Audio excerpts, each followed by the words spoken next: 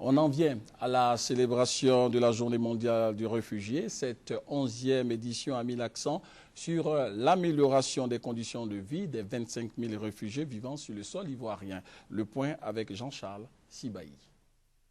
La communauté humanitaire, notamment celle à charge des personnes déplacées, a battu le rappel de ses troupes à l'occasion de la commémoration de la 11e édition de la Journée mondiale du réfugié.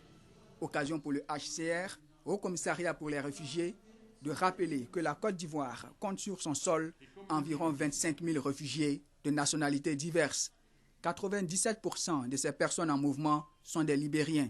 Tu as quitté ton pays pour venir ailleurs, vraiment c'est pas facile.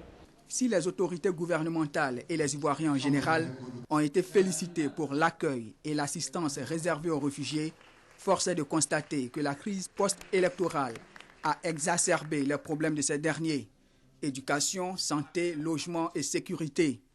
C'est pourquoi le HCR et le Sahara, service d'aide et d'assistance aux réfugiés et apatrides, ont lancé la campagne dénommée One is too many, en français, un seul, c'est déjà trop. C'est en fait un plaidoyer auprès des États pour l'amélioration des conditions de vie des réfugiés. Le HCR fait cette campagne aussi pour essayer de conscientiser chaque personne, chaque individu qui porte des responsabilités dans le monde, de leur dire qu'il faut arrêter les guerres et que les gens doivent pouvoir vivre en paix sans devoir fuir devant la violence. Toujours dans le cadre de l'amélioration des conditions de vie des réfugiés, le gouvernement entend prendre des mesures.